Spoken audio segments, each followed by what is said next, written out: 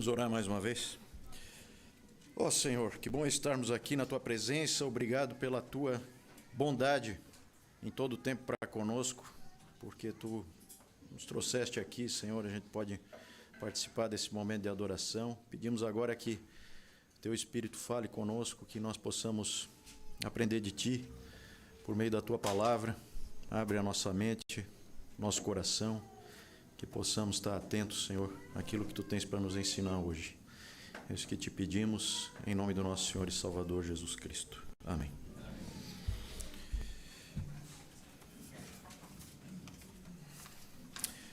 Vamos abrir em Mateus 16.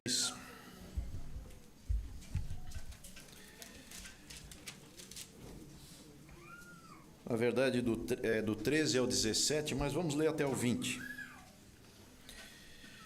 Indo Jesus para os lados de Cesareia de Filipe, perguntou a seus discípulos: quem diz o povo ser o Filho do Homem? E eles responderam: uns dizem João Batista, outros Elias e outros Jeremias ou algum dos profetas. Mas vós, continuou ele, quem dizeis que eu sou?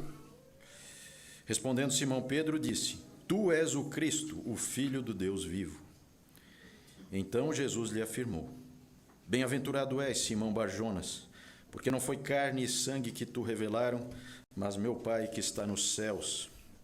Também eu te digo que tu és Pedro, e sobre esta pedra edificarei a minha igreja, e as portas do inferno não prevalecerão contra ela. Dar-te-ei as chaves do reino dos céus. O que ligares na terra terá sido ligado nos céus, e o que desligares na terra terá sido desligado nos céus. Então advertiu os discípulos de que a ninguém dissessem ser ele o Cristo.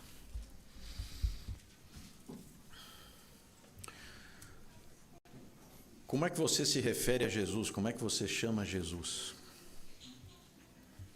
Senhor Jesus, Jesus, Jesus Cristo, Cristo. Espero que você não tenha aderido àquelas coisas mais modernas aí, JC, essas coisas assim, né?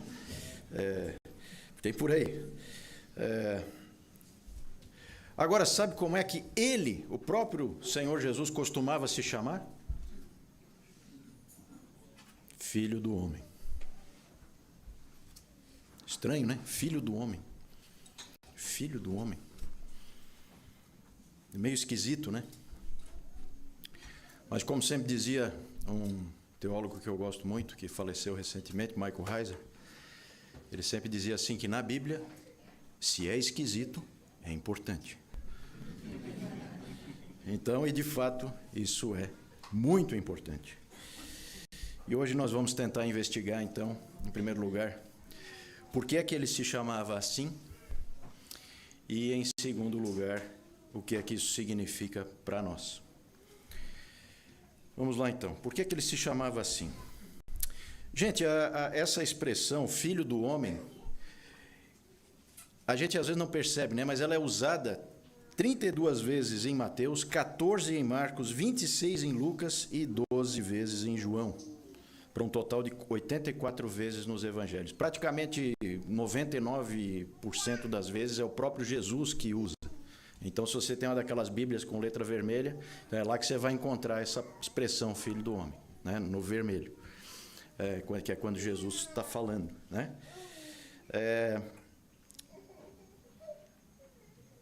Por que ele fazia isso? No seu sentido comum, essa expressão que vem lá do hebraico, Ben Adam, filho de Adão, filho do homem, ou como eles falavam em aramaico, né? Bar Enash, significa simplesmente um homem, né? Como a gente tem o ditado aí, filho de peixe, peixinho é, né? Então, filho do homem é um homem, só isso, no sentido de ser humano, né? No sentido de ser humano. E certamente uma das coisas que ele quis enfatizar é isso. Porque para ele, certamente, isso tem um sentido especial. Mas é claro que ao se intitular assim várias vezes, né? Nossa, 84 vezes aí nos evangelhos, ele está indo além, ele está dizendo mais alguma coisa. E o que ele estava dizendo aqui é que ele era o tão esperado Filho do Homem de Daniel 7,13. Texto que a Milena leu para nós aqui. Vamos voltar ali em Daniel, que a gente leu há pouco. É uma visão que ocupava a mente dos antigos judeus. Daqueles judeus como se diz, né, os judeus do segundo templo, já com as outras 10 tribos já dispersas, e depois da vinda do exílio, né, quando eles voltaram da Babilônia. E isso intrigava quem é esse Filho do Homem. Veja lá no versículo 13 e 14, Daniel 7, 13 e 14. Eu estava olhando nas minhas visões da noite, e eis que vinha com as nuvens do céu, um como filho do homem, e dirigiu-se ao ancião de dias, e o fizeram chegar até ele. Foi-lhe dado domínio e glória e o reino para que os povos, nações e homens de todas as línguas o servissem. O seu domínio é domínio eterno, que não passará, e o seu reino jamais será destruído. Gente, livros e livros foram escritos. O livro de 1 Enoque, quase todo ele é sobre isso, sobre essa figura aqui, sobre esse Filho do Homem de Daniel 7. 4 Esdras, isso tudo são livros que não são livros bíblicos, mas são daquele tempo, do tempo do segundo templo, né? E a gente ainda tem esses livros aí. E havia essa dúvida, quem é esse Filho do Homem? Por que ele é tão importante? Porque ele é o único ser humano capaz de chegar na presença do ancião de dias, que aqui representa o próprio Deus Todo-Poderoso, o Altíssimo. Ele é o único ser humano que pode ir até ele. Algo inacreditável. Porque nenhum ser humano pode ir à presença de Deus e sobreviver. E isso intrigava os antigos judeus. Meus irmãos, vocês lembram daqueles salmos, Salmo 15, Salmo 24? Pense naqueles salmos que perguntam, né? Aqueles salmos que perguntavam, quem é que pode subir no monte de Deus? Nós cantamos ainda há pouco aqui, quem é que pode subir no monte de Deus? Quem?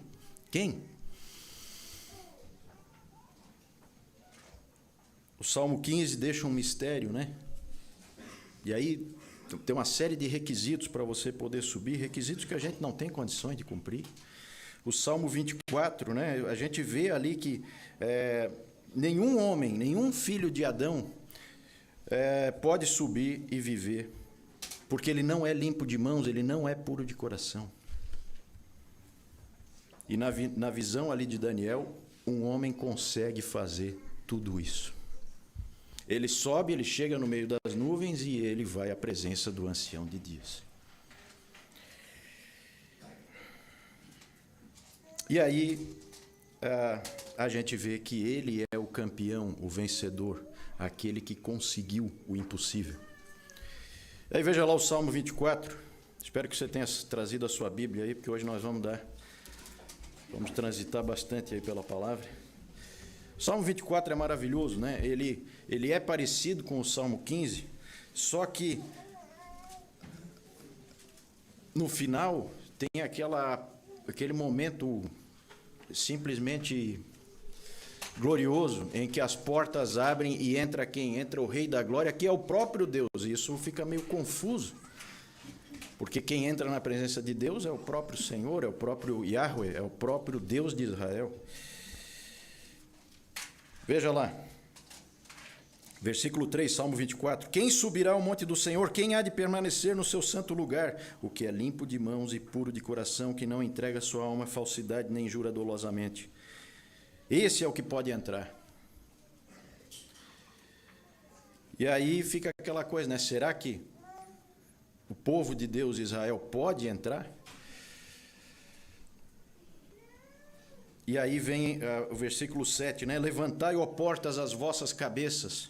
Levantai-vos, ó portais eternos, para que entre o Rei da Glória. Então o Rei entra. Quem é o Rei da Glória? O Senhor, forte e poderoso. O Senhor, esse Senhor aí, tudo com letra maiúscula, é o nome pactual de Deus, né? Yahweh. O Senhor forte e poderoso, o Senhor poderoso nas batalhas, levantai, ó portas, as vossas cabeças, levantai-vos, ó portais eternos, para que entre o Rei da Glória. Quem é esse Rei da Glória? O Senhor dos Exércitos, Ele é o Rei da Glória. E aí o Rei entra, é o campeão, é o vencedor, Ele entra, e com Ele entra os que são seus. Essa é a nossa esperança. É assim.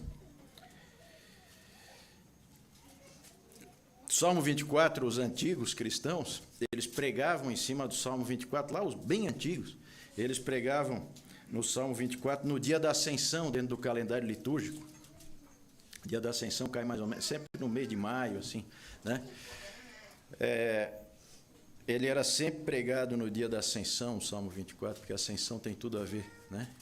Esse quadro de Daniel 7 é a Ascensão de Jesus, é a chegada dele vitorioso.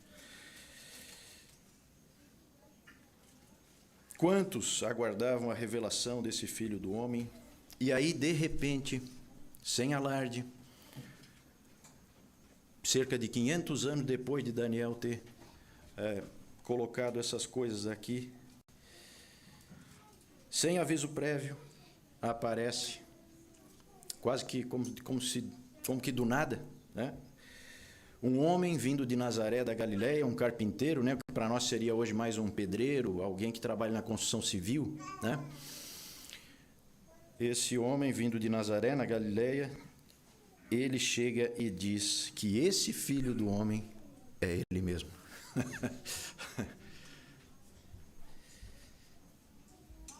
Vamos ver alguns textos, gente. Fiquem tranquilos que nós não vamos ver os 84. Mas vamos ver alguns, um punhado aí, né? Porque como quase tudo na Bíblia, esse termo aqui, Filho do Homem, ele é multifacetado. Então, em muitas vezes Jesus se refere ao Filho do Homem no contexto do ministério terreno de Jesus. Vamos ver alguns exemplos? Vá lá em Mateus ali e vá para o capítulo 8. Veja lá Mateus 8, 20. Mas Jesus lhe respondeu: as raposas têm seus covis e as aves do céu ninhos, mas o Filho do Homem não tem onde reclinar a cabeça. Vejam que é sempre ele falando dele mesmo, né? Essa aí é a tônica desse termo Filho do Homem. Virem umas páginas aí, Mateus 9, 6. O meu não precisa nem virar aqui, já está. Ora, para que saibais que o Filho do Homem tem sobre a terra autoridade para perdoar pecados, disse então ao paralítico: levanta-te, toma o teu leito e vai para a tua casa. Vá para Mateus 12, Mateus 12, 8.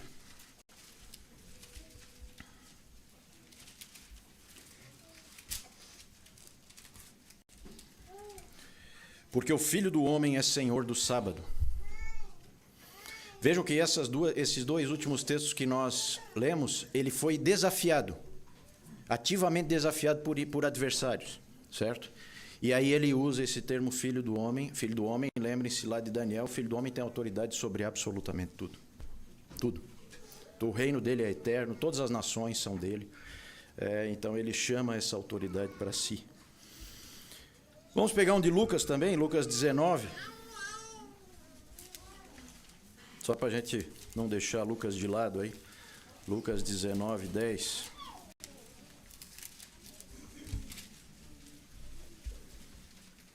Porque esse é maravilhoso, né? Porque o Filho do Homem veio buscar e salvar o perdido.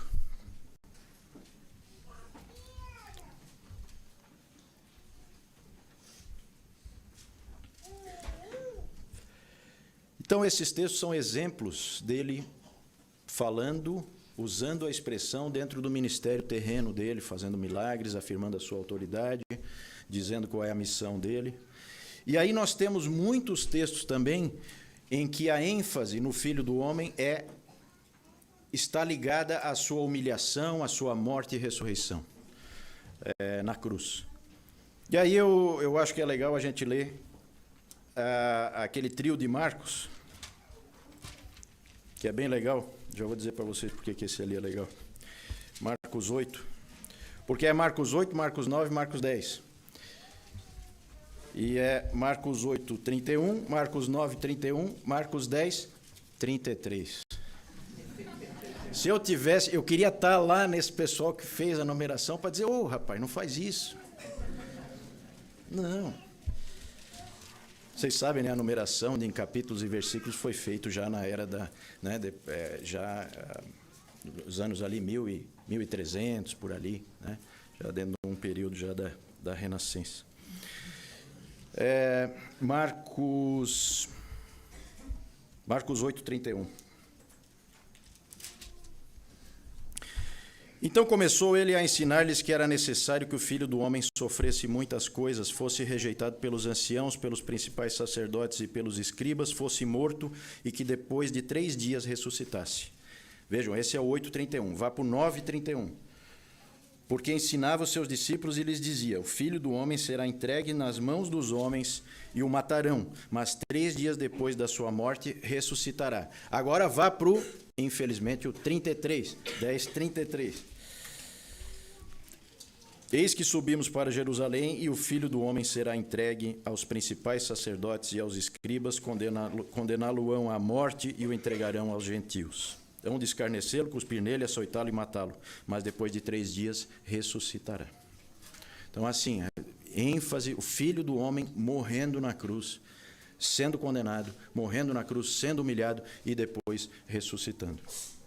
E aí, o outro aspecto em que o Filho do Homem também é enfatizado é o aspecto glorioso da sua segunda vinda em julgamento, certo?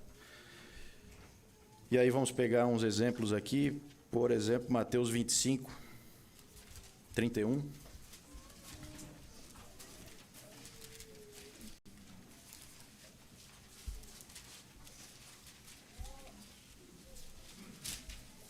Mateus 25, 31. Quando vier o Filho do Homem na sua majestade, e todos os anjos com ele, então se assentará no trono da sua glória, e todas as nações serão reunidas em sua presença, e ele separará uns dos outros, como o pastor separa dos cabritos as ovelhas. Marcos 14, 61.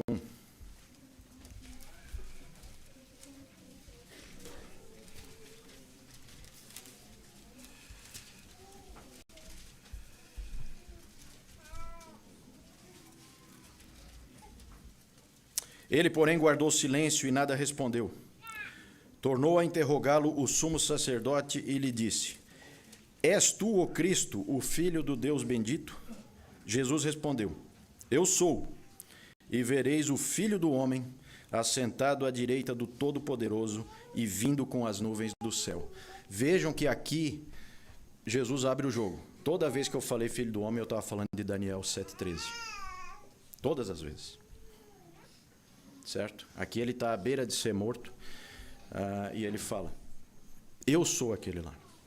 Por isso que ele põe esses elementos, que ele vai sentar no trono à direita do Pai, ele vai, né, ele vem nas nuvens, a referência às nuvens, certo? E aí o sumo sacerdote entendeu o que ele fez, rasgou as vestes furioso, porque ele entendeu o que ele estava falando.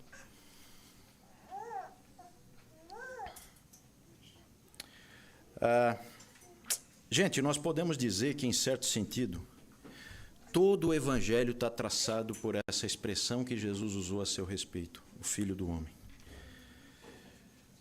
Do começo ao fim.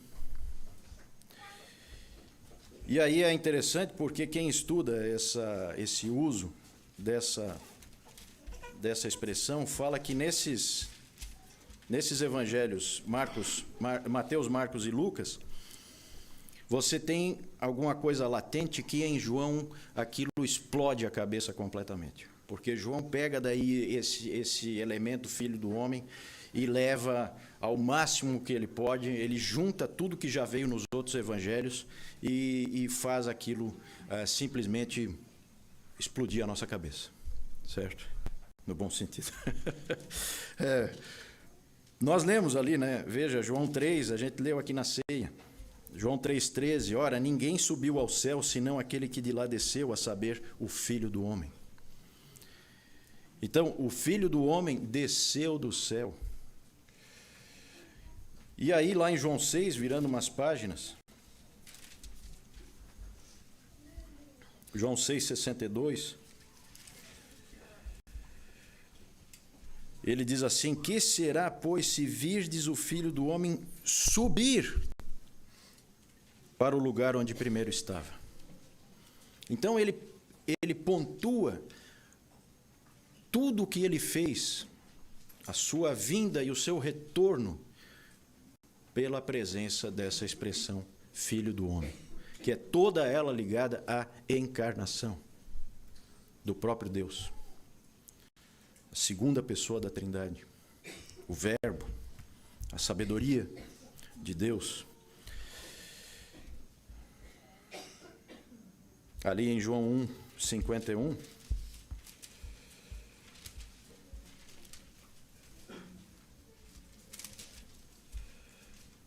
João 1:51, diz assim: e acrescentou: em verdade vos digo que vereis o céu aberto e os anjos de Deus subindo e descendo sobre o Filho do Homem. Aqui ele faz uma referência lá à escada de Jacó, lá em Betel, aquela visão que Jacó teve lá no início, um anjo subindo e descendo numa escada, o céu aberto. Ele é a escada. Ele é que faz a ponte entre céu e terra. O Filho do Homem. Aqui, gente, é importante fazer um parêntese.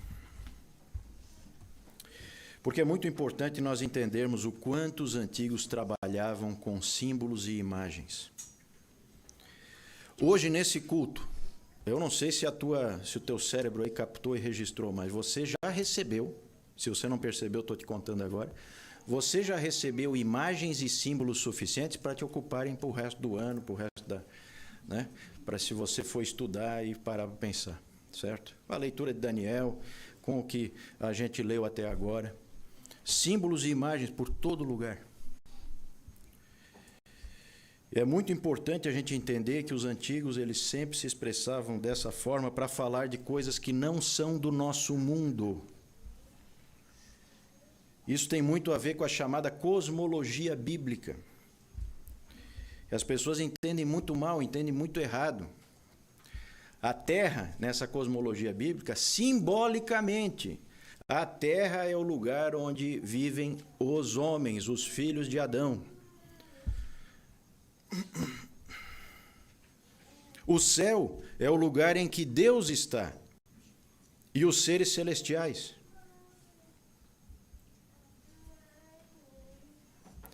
O abismo é o local em que estão diversos seres perversos.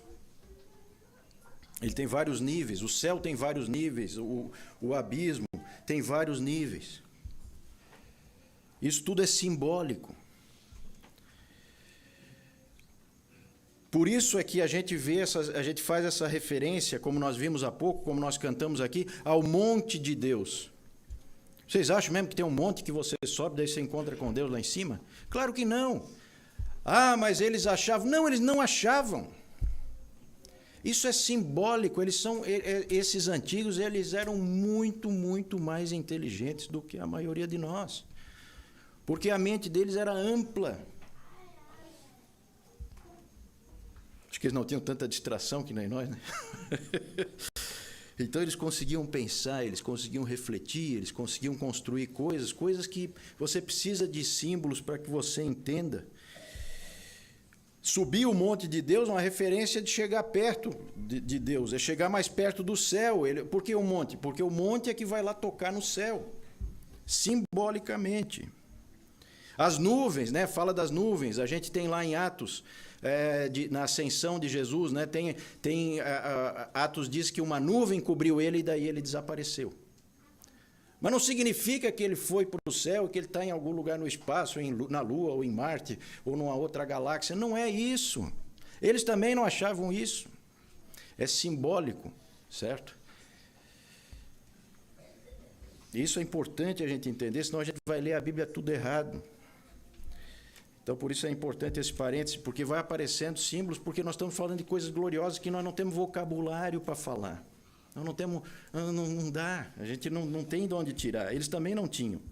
Então, são imagens usadas pela Bíblia e pelo próprio Deus, porque Deus se revela com essas imagens para nós. Daniel viu Deus como um ancião de dias. Foi Deus que revelou isso para ele. Deus é um velhinho que está sentado num trono? Claro que não. Mas é uma maneira dele se revelar, para que você entenda, certo? Para que a gente possa pensar vagamente, refletir vagamente naquilo que é incompreensível para nós. Porque nós temos uma limitação que são os nossos 5 sentidos e o nosso vínculo a essa dimensão espaço-tempo em que a gente está preso. Eu sempre fico triste quando essas coisas, por um grupo, são literalizadas, e aí fica literal. E aí daqui a pouco você tem terra plana, tem não sei o quê e tal, né? E também quando outro grupo diz que isso eram mitos ignorantes dessas pessoas do passado, né? Aquilo que o C.S. Lewis dizia do snobismo cronológico, né? A pessoa, só porque ela é moderninha e estudou numa universidade, ela acha então que os antigos eram tudo tolos, que eles acreditavam nesse tipo de coisa. Não, eles não acreditavam, aquilo é simbólico, eles sabem. Como Calvino dizia, né? É famosa essa frase do Calvino nas Institutas, e que ele fala meio brabo ali naquelas institutas, inclusive quando ele fala do céu, né, que Deus está no céu, ele fala disso.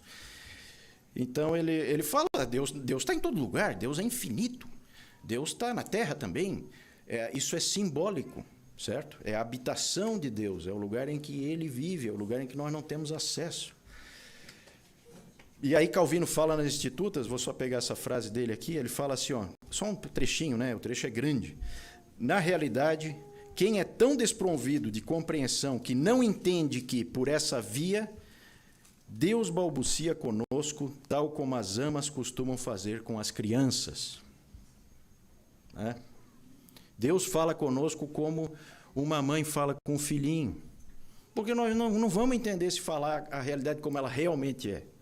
Então você tem que falar de um jeito que, né, por metáforas, por símbolos, por comparações, certo? E isso Deus faz conosco.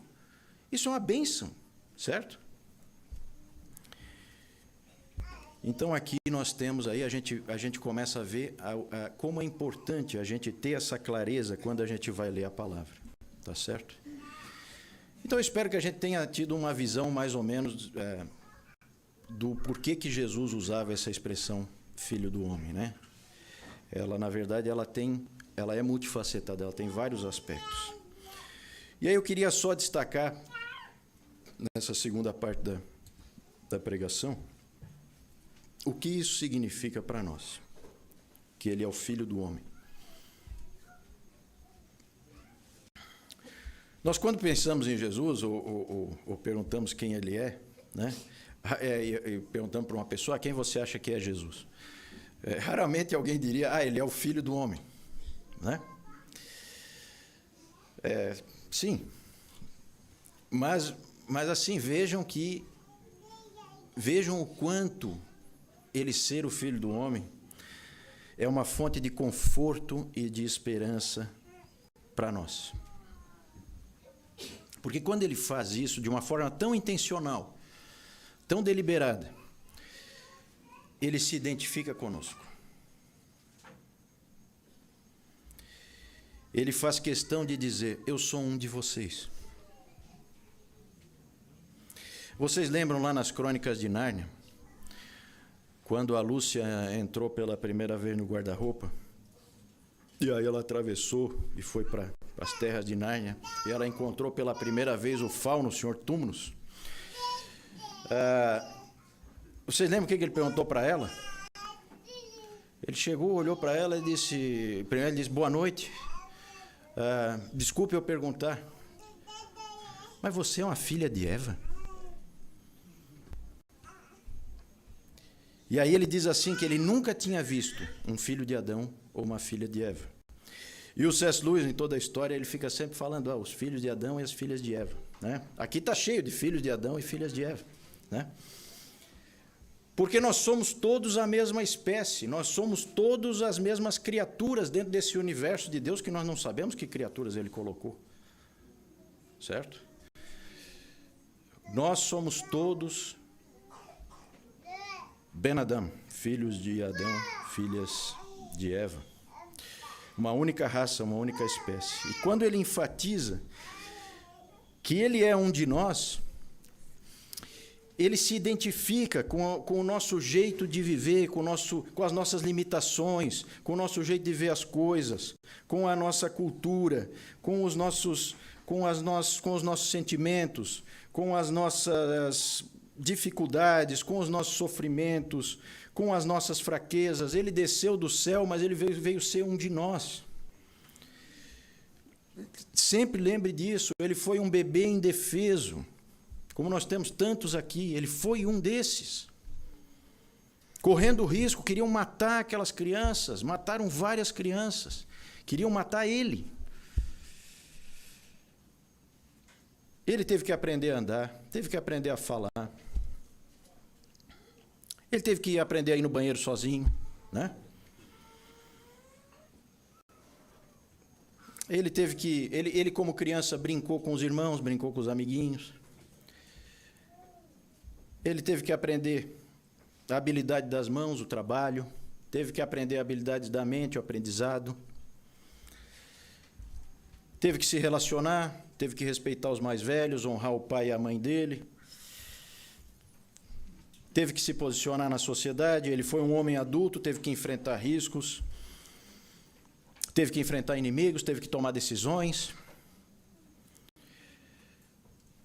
Teve que sentir a dor de perder o seu pai, José, e chorar no túmulo do seu amigo, Lázaro.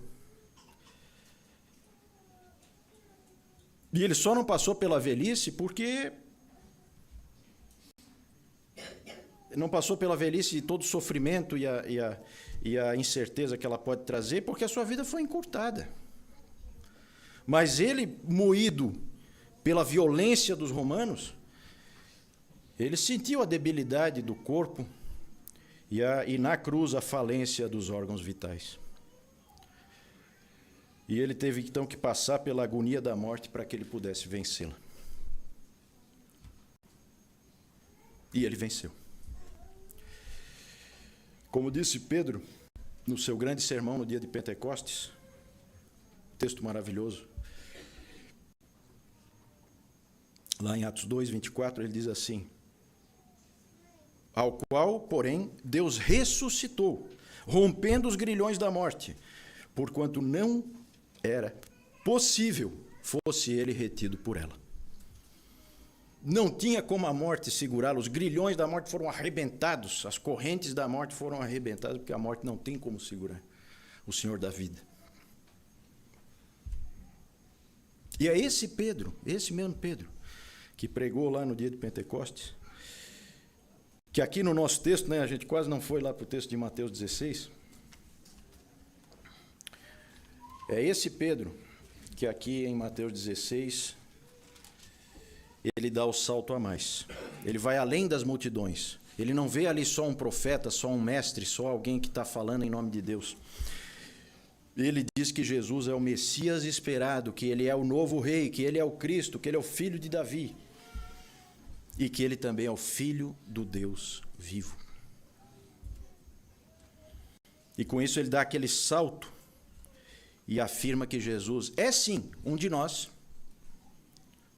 mas que ele também é um com o Pai. Porque ele é filho de Deus. E ele reina sobre tudo. Veja como termina aqui o Evangelho de Mateus.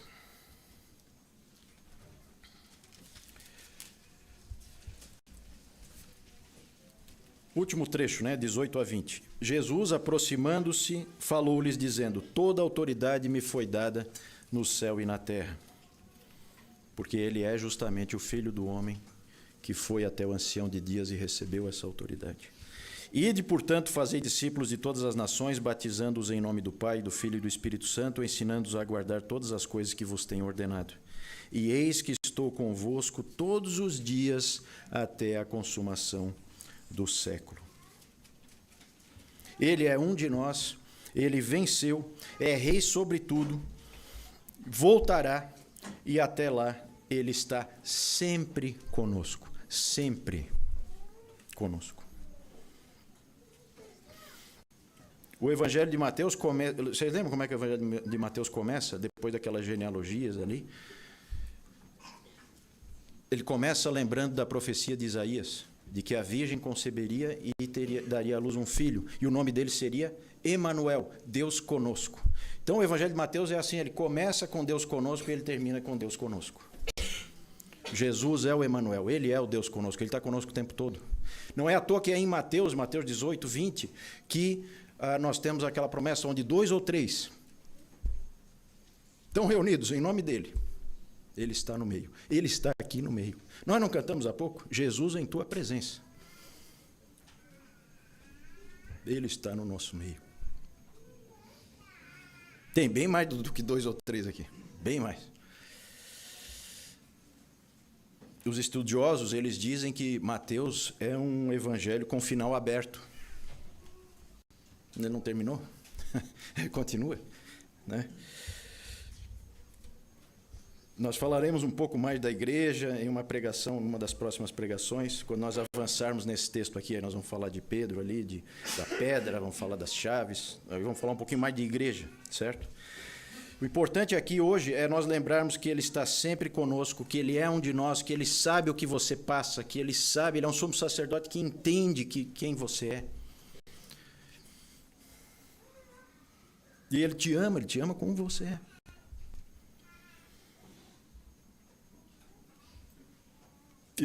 Ele venceu todos os inimigos e até mesmo a morte.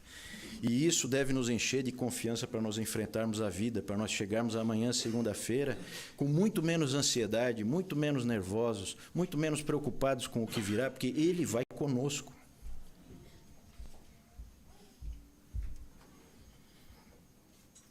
Que bom é saber que ele nos conhece. Ele sabe que nós somos fracos e ainda assim ele vai e faz por nós o que nós não poderíamos fazer. As portas se abrem, o Rei da Glória entra. E nós vamos junto. nós vamos atrás, né? Davi, o autor do Salmo 15 e do Salmo 24, ele sabia que ele não podia subir o monte do Senhor. Ele sabia que ele não era nem limpo de mão, nem puro de coração. Davi sabia disso. Que ele não poderia subir, que ele não poderia habitar na casa de Deus. Alguém teria que entrar no lugar dele, e esse alguém é Jesus que entrou no nosso lugar. Para terminar, um outro aspecto que eu queria levantar aqui também, que eu acho interessante, até porque hoje no calendário litúrgico, que nós não seguimos, tá? Eu sempre cito aqui o calendário litúrgico, né? É que nós não seguimos, mas é uma coisa antiga. Um monte de igrejas segue, né? No Ocidente, no Oriente. Então, hoje no calendário litúrgico é o dia domingo da Trindade, né? E é muito importante que a gente perceba que para nós, como Pedro, para que a gente possa ver além, que o Filho do Homem é também o Filho de Deus, para que a gente dê esse passo que Pedro deu, para que a gente saia das multidões e venha para ser discípulo de Jesus, como Pedro dá aquele passo ali, nós precisamos, isso precisa ser revelado pelo Pai. Vocês viram ali, né? O que Jesus disse para Pedro, não foi carne e sangue que te revelou, foi o meu Pai. E aí, falando com reverência, eu queria dizer aqui que Jesus faz 2 brincadeiras com Pedro, né? Uma delas é bem conhecida, as duas com o nome dele, né? Uma é bem conhecida, e nós não vamos abordar hoje aqui, que é essa do Pedro, tu és pedra, né? Ele, na verdade, faz um jogo de palavras ali. Mas ele fez uma outra aqui, talvez um pouquinho mais sutil, em que ele pega e cita o nome completo de Simão, chamando a atenção, né? Simão Bar Jonas. Esse bar aí, quando tem bar, é o aramaico, significa filho de, e quando é Ben, em hebraico, significa também filho de, né? E aqui quando fala, nessa versão minha aqui, algumas versões aí como a NVI já põe filho de Jonas, né? Mas como é aramaico, não é traduzido do grego. Por quê? Porque não foi traduzido para o grego pelo autor original. Então, é colocado como Bar-Jonas mesmo. Então ele fala assim, ó, Simão Bar-Jonas, não foi carne e sangue que te revelou isso. Então o que ele está querendo dizer? Olha, Simão, o que você está enxergando, o que você disse agora, o que você viu, não foi o teu pai que ensinou para você, foi o meu pai que ensinou para você. Certo? Então ele está fazendo uma brincadeira ali, né? Porque essa visão de quem Jesus realmente é, somente o Pai pode dar, certo? Isso é muito importante para nós, é muito importante que a gente se lembre. Como o texto fala aqui, né? Foi o meu Pai que te revelou. Esse revelou aí é a palavra apocalipto. Calipto é uma coisa que está em grego, né? Calipto é uma coisa que está escondida. Apocalipto é quando ela é revelada, é quando você tira o véu, quando você pega uma coisa que está no escuro e traz para o claro. Foi isso que o Pai fez com Pedro.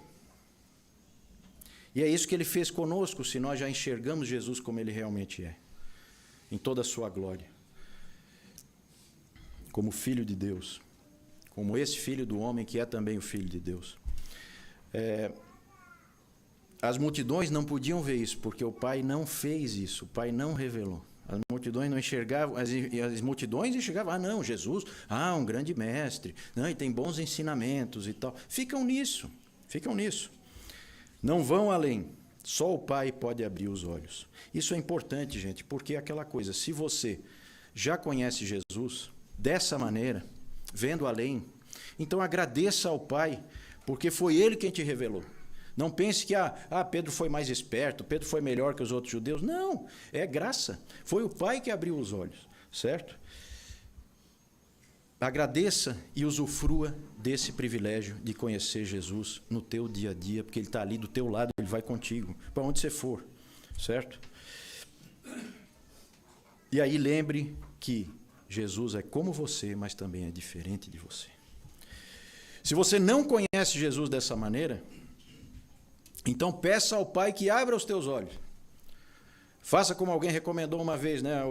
Eu lembro uma vez, né, que eu não sei quem é que foi, mas que recomendou assim, olha, você faz o seguinte, você compra uma Bíblia, arruma uma Bíblia aí, dá um jeito, arruma uma Bíblia e começa a ler a partir de Mateus e vai lendo os Evangelhos. E fica pedindo ao Pai que abra teus olhos. E fica de olho nele. Fica de olho nele. No que ele faz, no que ele diz. E vai lendo. Alguma hora, Deus vai abrir teus olhos. Porque quem procura, acha. Quem busca, encontra. Quem bate, abrir-se-lhe-á. Geralmente, as pessoas não querem procurar, né? É ali que Satanás põe a barreira. E se você quer que alguém que você ama, seus pais, seus filhos, seus amigos, vejam Jesus com clareza, peça também ao Pai que abra os olhos deles, porque sem isso não tem jeito. Mas se Deus disser, haja luz, haverá luz. Pode ter certeza. Eu quero encerrar lembrando do encontro de Jesus com o cego de nascença, o cego de Jericó, que eu acho que é uma maneira muito boa da gente terminar essa pregação sobre o Filho do Homem. João 9.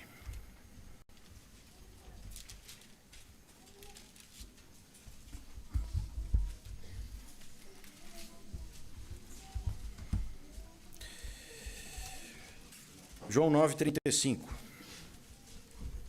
Vamos só ler mais esse texto e a gente encerra. João 9:35. Do 35 ao 38.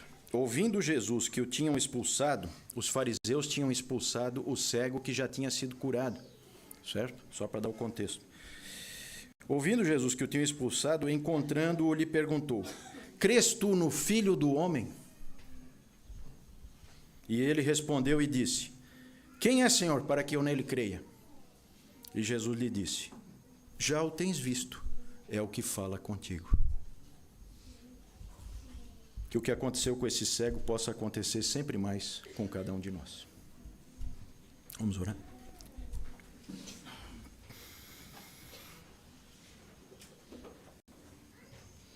Senhor, nosso Deus e Pai, obrigado por teres um dia aberto nossos olhos. Abre mais os nossos olhos, manda mais luz, que nós possamos enxergar melhor toda a glória de Jesus e termos a alegria de saber que Ele é um sumo sacerdote que nos conhece, que se compadece das nossas fraquezas, que sabe que nós somos pó, que sabe que nós somos frágeis, porque Ele é um de nós, porque Ele se tornou um de nós e sabe das nossas limitações, das nossas fraquezas. Obrigado porque Tu tens nos abençoado em conhecermos Jesus, que quanto mais a gente se aproximar dEle, mais felizes, mais fortes, com aquela alegria profunda do coração que transcende as circunstâncias, mesmo as mais ruins, difíceis, que a gente possa ter aquela alegria profunda em conhecer Jesus e ser dele.